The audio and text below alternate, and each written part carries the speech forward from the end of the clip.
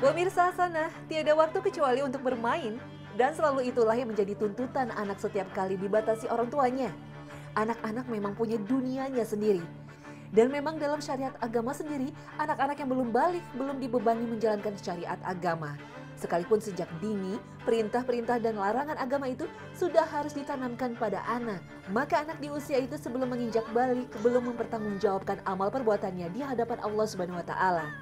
Masalahnya, bagaimana bila anak-anak yang belum balik melakukan kejahatan? Apakah orang tuanya ikut menanggung dosanya?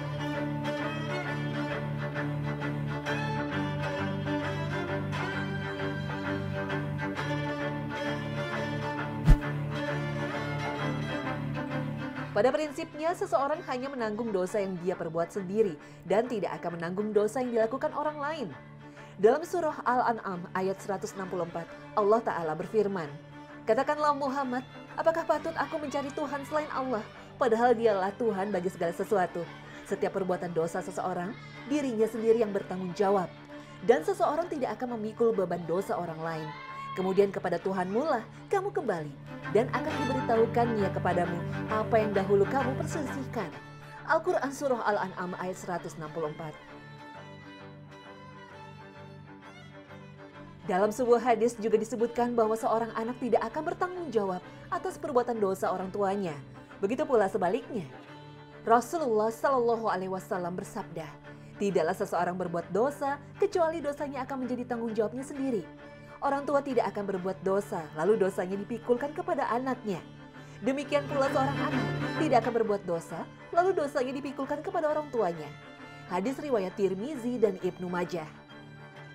Oleh karena itu, bila seorang anak yang belum balik melakukan tindak kejahatan, maka ia tidak dianggap berdosa.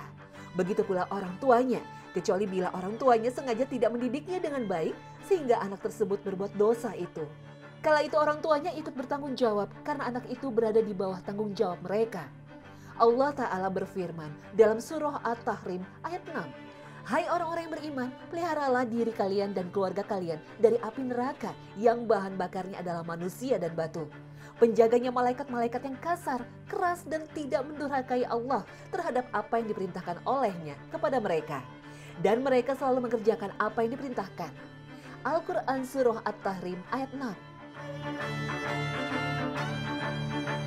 Apabila kejahatan yang dilakukan anak kecil itu berefek merugikan orang lain, misalnya dari sisi finansial, maka anak kecil itu bertanggung jawab akan ditangani oleh walinya, meski ia tidak berdosa disebabkan perbuatannya itu.